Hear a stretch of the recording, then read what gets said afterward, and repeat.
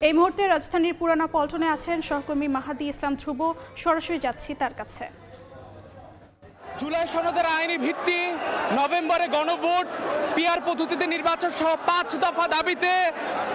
দফা দাবিতে জামায়াত ইসলামী আন্দোলন সহ 8টি রাজনৈতিক দল কিন্তু আজকে তাদের পূর্ব ঘোষিত যে কর্মসূচি, প্রধান উপদেষ্টা ডক্টর মোহাম্মদ ইউনূসের বাসভবন যমুনা অভিমুখে যে কর্মসূচি সেটি কিন্তু শুরু হয়ে গেছে।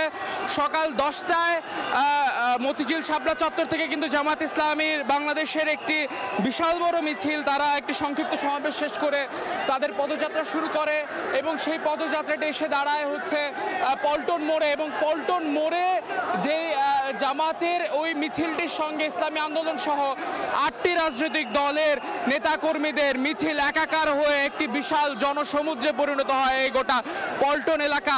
আপনারা দেখতে পাচ্ছেন যে জামাত ইসলামী সহ ইসলামী আন্দোলন এবং একই সঙ্গে খেলাফত মজলিস সহ 8টি রাজনৈতিক দল তারা কিন্তু এই একাকার হয়ে গেছেন এবং পল্টন থেকে তাদের এই মিছিলটি অর্থাৎ তাদের এই পদযাত্রাটি শুরু হয়েছে।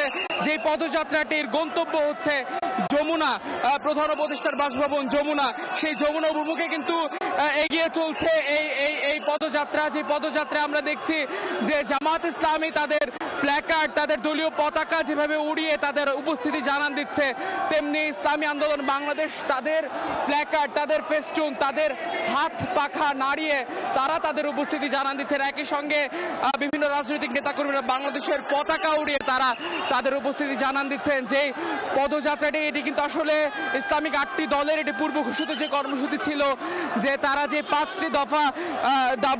দফা দাবি আদায়ের জন্য যুগপৎ আন্দোলন করে আসছিলেন, সেই যুগপৎ আন্দোলনের অংশ হিসেবে কিন্তু আজকে এই পূর্ব ঘোষিত কর্মসূচি, যে কর্মসূচিটি তারা ঘোষণা করেছিলেন যে এই 5 দফা দাবি নিয়ে প্রধান উপদেষ্টা ডক্টর মোহাম্মদ ইউনূসের কাছে তারা একটি স্মারকলিপি দিবেন।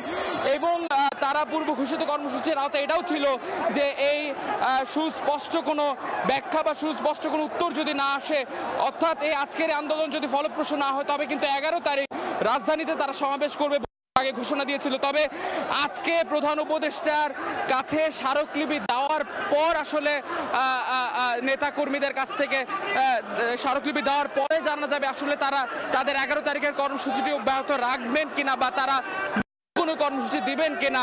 এবং এই মিছিল পূর্ববর্তী সময় আমরা জামাতের শীর্ষস্থানীয় নেতৃবৃন্দ কথা বলেছেন এবং মিয়া গোলাম বলেছেন যে অনতিবিলম্বে এই জুলাই সনদের আইনি ভিত্তি জারি করতে হবে। এবং একই সঙ্গে তিনি যেটি বলেছেন যে ডক্টর মোহাম্মদ ইউনূসকে উদ্দেশ্য করে তিনি বলেছেন যে তিনি একজন মর্যাদাশীল ব্যক্তি এবং তিনি অবশ্যই যেন এই সংস্কার কমিশনগুলোর মাধ্যমে যে রাজনৈতিক দলগুলো যে ঐক্যমত্য কমিশনের মাধ্যমে যে আলাপচারিতা হয়েছে এবং যেখানে সংস্কার প্রস্তাবগুলো দেওয়া হয়েছে, সেই ঐক্যমত্য কমিশনের কিন্তু প্রধানই হচ্ছে ডক্টর মোহাম্মদ ইউনূস। তাই তিনি জোর দাবি এই সংস্কারগুলো বাস্তবায়ন করে নভেম্বর গণভোট আয়োজনের। এবং একই সঙ্গে জামাতের ঢাকা মহানগর দক্ষিণের যিনি আমির রয়েছেন নুরুল ইসলাম বুলবুল, তিনি তার বক্তব্যে যেটি স্পষ্ট করে বলেছেন যে এই গণভোট এবং জাতীয় নির্বাচন একদিনে সম্ভব নয়। কারণ যদি একই দিনে গণভোট এবং জাতীয় নির্বাচন আয়োজন করা হয়, তবে জাতীয় জুলাই সনদকে কিন্তু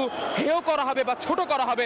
তাই জুলাই সনদকে ছোট করা কিন্তু এই দেশের মানুষ মেনে নেবে না বলে কিন্তু তিনি বলেছেন। আমরা দেখতে পাচ্ছি কিন্তু এই মিছিলটা এগিয়ে যাচ্ছেন। এবং আমরা একটু জানিয়ে রাখতে চাই যে কিছুক্ষণ আগে কিন্তু কিছুক্ষণ আগে কিন্তু আসলে পল্টন মোড়ে জামাতের নায়েবে আমির তাহের কিন্তু বক্তব্য দিয়েছেন এবং তিনিও এই গণভোটের আয়োজনটি কিন্তু তিনি যেটি বলেছেন যে এই নভেম্বরের মধ্যে এই গণভোটটি দিতে হবে এবং জুলাই সনদের আইনি ভিত্তি অনতিবিলম্বে দিতে হবে। তো এই ছিল এই মিছিলটি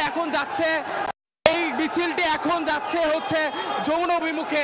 সেখান থেকে আসলে প্রধান উপদেষ্টার কাছে স্মারকলিপি দেওয়ার পরে জানা যাবে আসলে এই ইসলামিক 8টি দলের পরবর্তী কর্মসূচি কি হতে যাচ্ছে। এই ছিল পল্টন থেকে আমার কাছে থাকা সবশেষ।